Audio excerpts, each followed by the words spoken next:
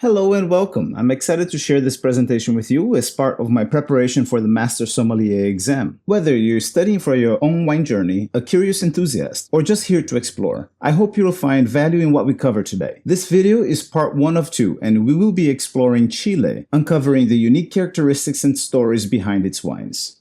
Before we dive in, I want to highlight the trusted sources I used to create this presentation. Some of my absolute favorite wine books. If you're researching or expanding your wine knowledge, these are great resources to have on your shelf. Now let's get started and uncork the secrets of Chile.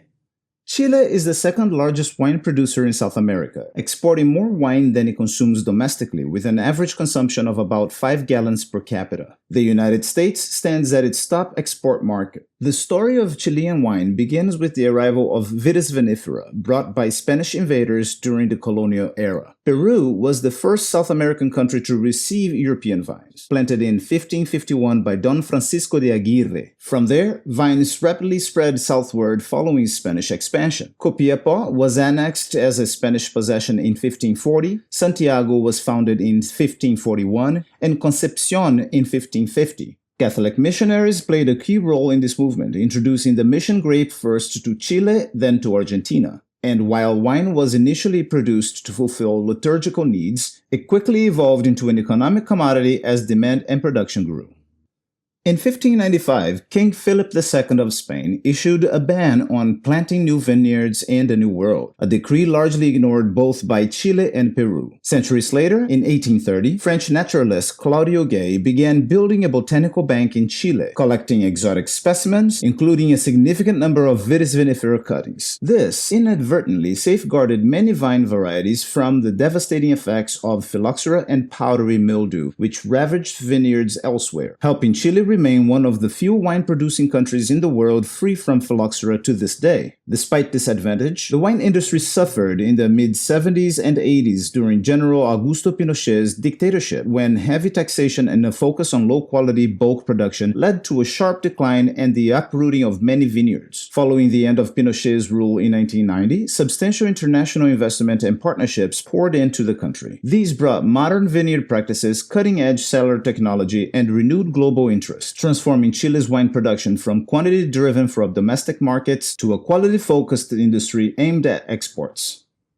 Chile, with its capital in Santiago, stretches approximately 2,700 miles along the western coast of South America, while narrowing to just about 100 miles at its slimmest point. Bordered by the Pacific Ocean to the west and the Andes Mountains to the east, with the Atacama Desert to the north and Antarctica to the south, Chile is a country defined by dramatic geography where nearly 80% of the land is mountainous. The Andes reach heights of over 6,000 meters, while the coastal range peaks around 3,100 meters. Vineyards are primarily planted on fertile plains with ready access to irrigation, benefiting from a diverse range of soils. In the north, around Aconcagua and Maipo, alluvial soils dominate, transitioning into heavier clay and loam as one moves south towards Curicó and Biobío, where volcanic soils become more prominent. Soil variation also runs west to east. Granite, slate, and schist soils are found towards the coastal mountains, while the Central Valley features deeper clay, loam, silt, and sand, often in alluvial and colluvial formations, ideal for viticulture.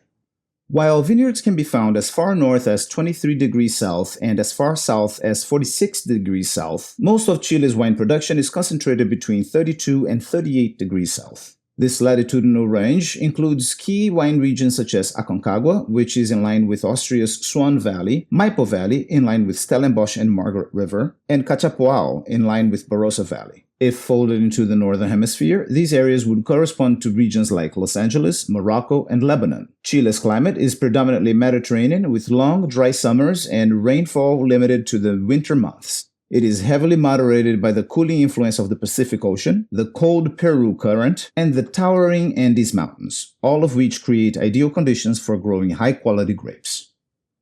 An important aspect that makes viticulture viable in Chile is the influence of the Peru Current, also known as the Humboldt. The world's oceans contain 5 major rotating systems of currents called gyres, located in the North and South Atlantic, North and South Pacific, and Indian Oceans. These gyres spin clockwise in the Northern Hemisphere and counterclockwise in the Southern Hemisphere, and each is formed by 2 major boundary currents, Western and Eastern. Western boundary currents, such as the Gulf Stream, Kuroshio, and Brazil, flow westbound along the equator and poleward along the western edge of ocean basins. They are fast, narrow, and deep, carrying warm equatorial water towards the poles. In contrast, eastern boundary currents, such as the Peru, California, and Canary, flow eastbound along the poles and equatorward along the western edges of ocean basins. These are slower, broader, shallower, transporting cold polar water towards the equator. Despite cold water being denser, eastern boundary currents remain shallow due to the influence of the Earth's rotation and wind-driven surface flow caused by the Coriolis effect, which causes water to pile up on the western side of ocean basins. This imbalance creates a pressure gradient that drives stronger, deeper currents westward, while eastern boundary currents are left with weaker, shallower flow. Chile's most widely planted grape varieties are Cabernet Sauvignon and Sauvignon Blanc, followed by Merlot, Carmenère, Pais, Syrah, and Chardonnay. For many years, Chilean vineyards were misidentified, and until 1994, much of what was thought to be Merlot was actually Carmenère, and many vines labeled as Sauvignon Blanc were later discovered to be Sauvignonas, also known as Friulano. To protect its unique phylloxera-free status and prevent the introduction of other vine diseases, Chile enforces a strict quarantine protocol for imported plant material. While many early vine imports came from UC Davis, the country has seen increasing influence from European producers in recent decades, including Miguel Torres, William Fevre, and Chateau Lafite Rothschild, who have contributed to the modernization and diversification of Chilean viticulture. Irrigation is essential throughout Chile's wine regions due to the country's dry summers and limited rainfall during the growing season. This is made possible by runoff from the melting snow of the Andes, which provides a reliable source of water. The introduction of drip irrigation in the 90s allowed for more precise water management, particularly during critical stages of vine development. Irrigation needs vary by location. The eastern parts of northern regions require more frequent irrigation, while the western parts of southern regions benefit from greater Pacific moisture, as the absence of a coastal mountain range allows for marine air to penetrate farther inland. Chile's average vineyard yield is about 70 hectoliters per hectare, notably higher than traditional regions like Bordeaux AOC at 60 to 65 hectoliters per hectare, and below regions like Austria at 75 hectoliters per hectare. Pais is often trained using the Goblet bush vine method, while higher quality varieties such as Cabernet Sauvignon and Syrah are typically trained using the Guillot or Cordon systems to allow for better canopy and yield control. Because Chile is phylloxera-free, rootstock use is minimal, and vines are commonly planted on their own roots. However, nematodes remain one of the country's primary viticultural threats, requiring careful soil management and monitoring. Since 1995, Chilean wine labeling laws established clear standards for authenticity and quality, particularly for wines bearing a denomination of origin, DO. To carry a DO, wines must be made from at least 75% of the stated variety, vintage, and origin, although wines destined for the European Union must meet the stricter 85% minimum required by EU regulations. Only approved Vitis vinifera varieties may be used. Hybrid grapes are prohibited, and Pais, while historically significant, is not permitted on DO labels. And Chilean law also mandates a minimum alcohol content of 11.5% alcohol, with quality tiers requiring more. Reserva and Reserva Especial must have at least 12%, while Reserva Privada and Gran Reserva must reach 12.5%. Additionally, Reserva Especial and Gran Reserva wines must undergo mandatory oak aging. These quality designations may only be applied to wines that qualify for a DO. Chile's DO system is structured hierarchically into region, subregion, zone, and area. For example, the region of Valle Central contains the subregion of Rapel, with the zone of Colchagua and the area of Apalta. In a move to expand its appellation system, Chile approved 2 new DOs in 2024, Rapa Nui on Easter Island and Chiloé in Patagonia, reflecting growing viticulture exploration in extreme and remote terroirs. Chile's wine regions are organized from north to south, each with distinct climates, soils, and specialties. At the northernmost edge lies Atacama, home to Copiapó and Huasco valleys, along with its southern neighbor, the Coquimbo region, which includes the Elqui, Limarí, and Choapa valleys. This area is better known for pisco production, and viticulture here is limited by scarce water resources, making irrigation a perpetual challenge. Yet, perched high above it all is Viñedos de Alcohuas, the highest elevation commercial vineyard in Elqui, whose vineyards span from approximately 1,650 to 2,206 meters above sea level, making them the highest in Chile for table wine production. At such elevations, the intense UV radiation, extreme diurnal temperature shifts, and granite-based soils yield grapes with thick skins, bright acidity, and pure tension-filled character, offering a striking contrast to the region's traditional pisco-oriented viticulture. Moving south, the Aconcagua region includes the Aconcagua, Casablanca, and San Antonio valleys, with sub-areas like Lleida and Loa Barca gaining acclaim for a coastal influence and cool climate varieties such as Sauvignon Blanc and Pinot Noir. Chile's most productive zone is the Valle Central, encompassing major subregions like Maipo, Rapel, Curicó, and Maule. Within Rapel are Cachapoal and Cochagua, the latter home to renowned areas like Apalta, known for powerful reds like Cabernet Sauvignon and Carmenère. Farther south, the southern region includes Itata, Biobío, and Malleco, where old vine pais and emerging cool climate whites and reds are reshaping the region's reputation. At the southern frontier is the Austral region, with Cautín and Osorno pushing viticulture into Patagonia. In a landmark for this remote zone, Casa Silva became the first winery to release a wine under the Austral DO designation, marking a new chapter in Chile's wine exploration. In addition to regional DOs, Chilean wines may also carry geographical descriptors, Costa, Entre Cordilleras, or Andes, to indicate their location relative to the Pacific Ocean and the Andes Mountains. To use these terms on the label, wines must contain at least 85% of grapes grown in the designated zone, ensuring geographic transparency and typicity.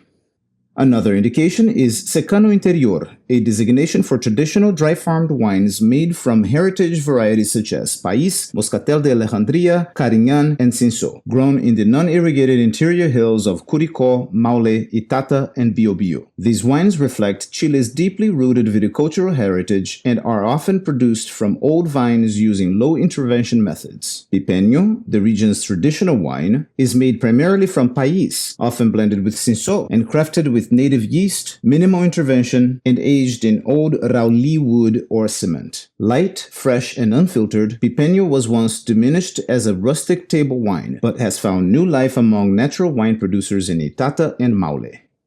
Vinho, short for Vingadores de Cariñán, is a collective of independent producers in Chile's Maule Valley committed to elevating old vine Cariñán as a symbol of regional identity and quality. To use the Vinho name on a wine label, producers must follow a strict set of rules. The wine must contain at least 85% Cariñán, sourced from dry-farmed, head-trained vines that are at least 30 years old. Grafted vines are acceptable, and the remaining 15% must consist of other old vine, dry-farmed, head-trained varieties from Maule. Additionally, the wine must be aged for a minimum of 2 years before release, though producers have full discretion over the aging method, be it in bottle, barrel, new or used wood. There are no tasting panels or external regulatory bodies overseeing Vinho's quality, but the association currently controls access to the brand, ensuring that only committed members adhering to these standards may use the name. Importantly, Vinho is now in advanced negotiations with the Chilean government to establish itself as Chile's first official DOC, Denominación de Origen Controlada. If approved, this would open the designation to any producer meeting the same geographic, viticultural, and aging requirements, regardless of membership, and would mark a pivotal moment in Chilean wine regulation. Vinho's leadership sees this as a transformative step towards a more terroir-driven classification, setting a precedent for future DOCs, potentially including regions like Itata for Cinsault or Maule for País, and moving beyond the broader, less restrictive political DOs that currently dominate Chilean labeling law.